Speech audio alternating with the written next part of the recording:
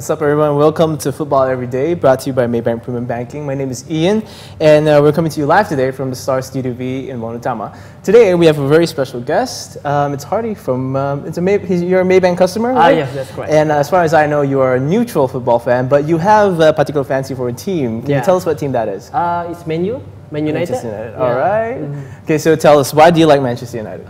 Okay, I've been supporting Man U since I was like 18 years old. Okay, when there was the Fab Five in the Man U team, there was Lee Sharp, Paul Scholes, Ryan Giggs, Nicky Butt, and David Beckham. Yeah. So that was the time. That was the peak of Man U for me. All right. Yeah. So you must be pretty excited for Beckham coming back to Old Trafford probably 2 weeks from now, is it? Yeah. Champions League with AC Milan? Yeah. So how do you think that's going to turn out? Come on, man. AC Milan, I don't think so they can beat Man U. Oh, all right. Yeah, but Beckham, I think he can play well. Okay. But speaking about players like Manchester United, it's really hard to see footballers who have that much loyalty towards a club these days. But David Beckham's still going out saying that he would never have wanted to leave United if he had the chance and things like that. So what do you think about that, players like Beckham? For me, I read all the stories about Beckham leaving to Real Madrid at that time. I was like, okay, I know that he's very loyal. And there are something that going on internally between Alex Ferguson and Beckham. I think that's why he left. So that's a shame, right? Yeah. Well, anyway, we go straight into the last weekend's fixtures. Speaking about United, the Young Guns did pretty well, the new batch at least, against Portsmouth, where they trashed Portsmouth 5-0. Yeah. So what do you think about that game? I was quite surprised to see the Young Guns. They trashed up the Pompey team for 5-0.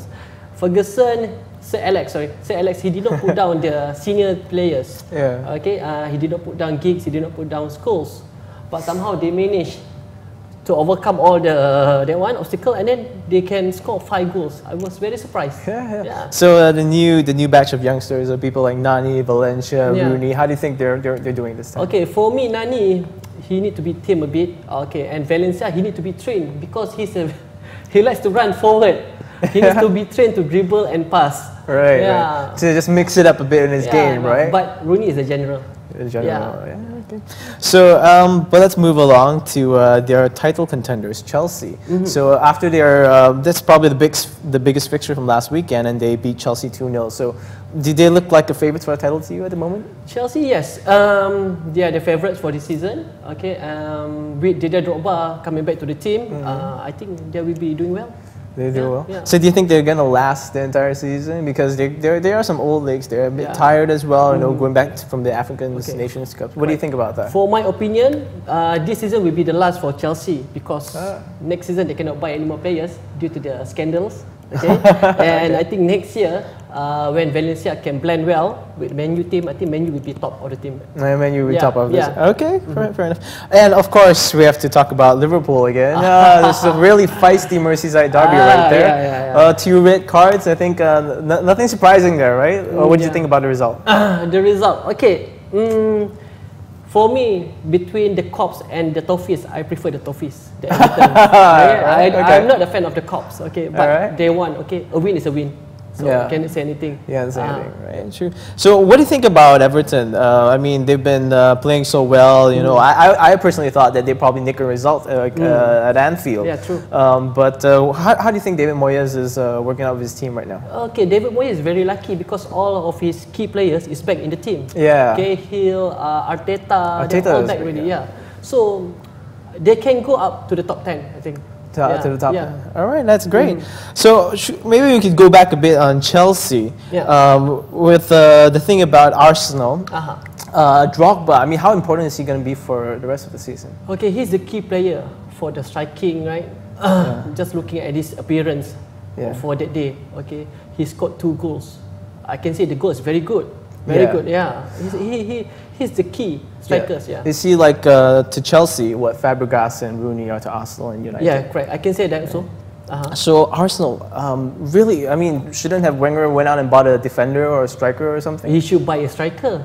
Arsenal miss Van Persie right now. And Wenger, he don't have trust on Bentner. He don't want to be Bentner as on the first team. So it's time for our first break here, and after this, we're going to have a very special guest with us. R&B singer Liang is going to be with us. So thanks a lot to Hardy for giving us your opinions on last week's fixture. And we're going to be talking about the battle for 4th place, so stay tuned.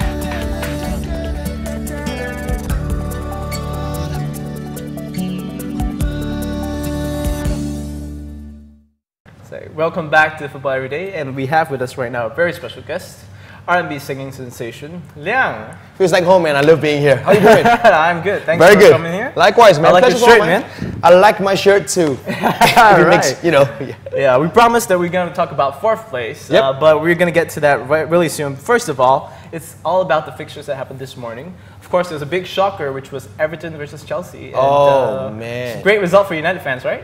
Definitely, and even for ex-Man United players, who scored twice. Yeah, Louis Saha. What do you think about Saha's contribution? Like even when he was a Man U player, he was always good. He kept the ball well, he held it up, and he just passed it around. Really good predatory instincts. Yeah. The only setback was he always got injured a little bit too frequent. Yeah. So that was the only setback. But all in all, really good player, and he's showing it even now when he's at Everton. And I've all due respect to the guy. All right, cool. So United obviously weren't able to capitalize too much. Got a point at Villa. 1-1 with Villa. Nani was sent off, I think, almost in about the 35th minute. 29th minute. 29th minute. Yeah. So what do you think about that sending off? But Nani being young, and young players as they come around, you're not going to have a very steady head. Every now and then they're going to go for a reckless challenge, a reckless tackle, and that was the case in point at the match. So.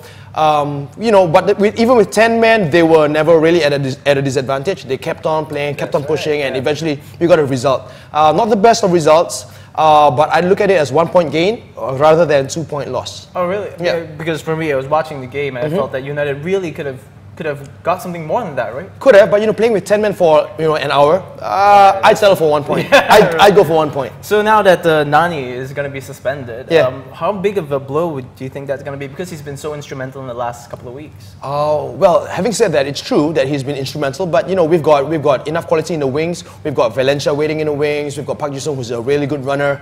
It must be the Korean ginseng. We've got in midfield we've got enough cover. Yeah. We've got Gabriel Obertan, who's just waiting to come on and show his stuff. Yeah. So weighing up all the different options, I think we'll miss Nani, but we'll make do. All right. Of course, there was also another big game, which was Arsenal versus Liverpool. Oh. And so finally, Arsenal is getting the title challenge back on track with a 1-0 victory over the Scousers. Yep. Did you watch the game? What do you think? How did it go? Being Arsenal, I think they've been most neutrals fans, like because of the way they play football. Yep. So they've got slick passing going on. They've got a very good style of play. So being a Man U fan, I think their 1-0 win over Liverpool meant a lot more than just 3 points for me. So right. So I'm sure you were hoping probably for a draw, right, in this game? Which one? Arsenal and Liverpool? Yeah. No, I kind of like it the way it is. Arsenal 1, Liverpool 0, because we've got quite a fair bit of a gap at the top. So I'm okay. I'm all right. Okay, so Arsenal, we were just talking to our previous guest, Hardy, and we were talking about how Wenger failed to get reinforcements. So, I mean, do you see, because this game, when they had Abu Dhabi back, which was one of their most physical players, and suddenly they got a goal from a cross, good old-fashioned hitter. Do you think it's something that they've been missing? You talk about missing players and what they could have been and what they could have done in the transfer window. I think, on the one hand, Wenger's correct, because the thing is he's playing to a very much more sensible side of things. He's like, and I quote sources of the Star, like Chelsea spent a whole lot of cash and they're at a loss, something to the tune of like 150 million pounds. Right. If Arsenal were to play that way, God knows what could have happened. They could have gone bust the way Portsmouth are now facing administration. So I think all in all, taking all this into account, I think the way he's going is he's being prudent, he's being wise, being the professor that he is. Yeah. So, he's just taking all these things into account. And I think, at the end of the day, you got to trust the man. Yep. You just got to trust the man. If he says, let's not buy it, let's wait for Van Persie to come back, then let's got to wait. So, we'll see how it goes. But, at the end of the day, they're still playing entertaining football. They've got age on their side. I think the future bodes well. Yeah, and Nicholas Bentner was coming back as well. So yeah, there you go. Yeah, so good stuff. Well, right now we're going to go into the battle for 4th place. Of course, City, I think, we were talking earlier, we think that they're probably the favorites for that. They bounced back from the 2-1 defeat to Hull to beat Bolton 2-0. So, 2-0. Do you think there's anybody else that can challenge City for 4th spot? Okay, right now it's a little bit of a bottleneck. We've got Villa in the hunt. We've got Man City in the hunt. We've got Liverpool in the hunt. We've got Arsenal in the hunt. So I think all this, it's 4 teams squeezing into 4th place. I'm not sure how that's going to go, but my heart says Spurs. Spurs. But my head says, because of the money and because we've got 2 games in hand, says Man City. So, it'll be interesting to see how it goes as the season goes on. But I'm hoping that Spurs nick it. Okay, great stuff. All right, we're going to be going to our next break, and we'll come back for our final segment right after the break.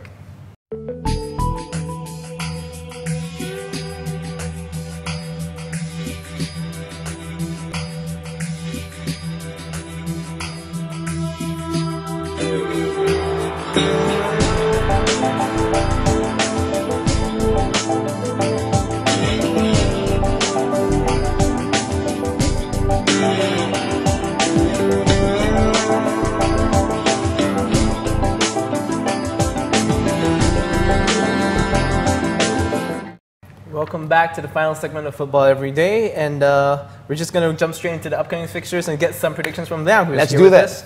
us. We'll start off with Everton versus United. Okay. Well, it's a no-brainer, man. I'd say 2-0. 2-0 to United? Maybe 3. Yeah, Everton just nicked a really good result against Chelsea. But you see, the thing is, both goals came from Luis Saha, and the way we play, we've known Luis Saha for a long time. Yeah. I think we'll be able to shackle him for a little bit. All right, cool. Yeah. So this one will be even more straightforward. Wolves versus Chelsea. Oh, well, I think Chelsea will be hungry. Chelsea, yeah. Yeah, Wolves will be hungry, but Chelsea will be hungrier. So I think, it'll be 1-0. 1-0 to Chelsea? All Yeah. right, okay, I hope you're wrong. Okay, and up next, Arsenal versus Sunderland. Sunderland seemed to be in free fall, while Arsenal kind of seemed to be, getting their feet after the two big defeats. Yeah, that's true. But it's like they say, form is temporary, but class is permanent. So they've got a great manager, Steve Bruce. Hats off to the man. They've got great strikers. And I think they've got a really good team. So I think it's just a case of them snapping back into it and just kicking off on a run. They've got 10 or 13 games left to play. So I think sooner or later the run's got to start. And hey, what better way to start with this game? All right. So, but they have Sunderland left Kenwyne Jones probably in their side, and that's probably going to cause some troubles for Arsenal back four. Yeah, I think that's a possible scenario. But it's not just one man. They've got a team. They've got a great team. They've got a great manager. So at the end of the day, I think it's a collective effort rather than one man. Yeah, he's back, but and he'll cause some trouble for the Arsenal back four. But it's a whole team effort, and they've got a great team. So Arsenal to win this for you? I'd say it's a draw. You say it's a draw? I think it's a draw. All right. Man City, Liverpool. How do you think that's going to work? Oh, this is tough. Fourth place up for grabs. What do you think? Fourth place up for grabs. I'd say, I don't know. I have a feeling it's going to be 0-0. 0-0. Yeah. Right, okay. Both sides not being very inspiring at the moment, and it feels like a 0-0. All right, no problem. Okay, and now we're going to go to our email of the week, and it's from Jeremy, who's from KL. He says that it's a shame that they stripped John Terry of the captaincy. He is still performing on the pitch, and that's all that matters. What do you think? I think what happens is, what happens on the pitch and off the pitch are two different sides of the coin. Like, Right. On the pitch, he is, Captain Marvelous, Captain Courageous. He just does everything right, nicks a goal, gives the assist and all that kind of thing. So he's doing everything well. Even Carlo Ancelotti thinks that he's the model captain. But off the pitch, it's just a media frenzy right now. Even, his wife has had to take the kids out to Dubai to just escape the whole thing. Yeah. But, I think being captain and being the role model that you are for a whole nation of football lovers is going to affect you somewhat. Yep. It will affect you somewhat. People look up to you. People think you're Mr. Perfect, or to some extent you should be Mr. Perfect. So when things like this happen, it's hard to say. It's hard to say, should you be captain, should you not? Well, obviously the decision's been taken, so he's been stripped of the captaincy. But I don't see, I wouldn't see him beyond. I don't see anyone else apart from John Terry being captain and leading the team out at the World Cup. But so what do you think about Ferdinand? Is he? Do you think that he's not really the captain that Terry would have been? No, Rio's a good captain, and Rio will be a good captain for the however long that he's going to have the armband. But I don't see past John Terry. Rio's like here, but and that's a good. Yeah, John's like here. So it says a lot about the man. All right. So let's go towards Champions League football. And the question I have today really is that can anybody stop Barcelona from winning the Champions League? They beat Getafe with 10 men, and it was a walk in the park for them. I mean, how can anybody compete with them? Well, since last season they were just untouchable. But this season, they've shown cracks a little bit, and there's a whole bunch of indecision. Like, will the coach stay? Will the coach go?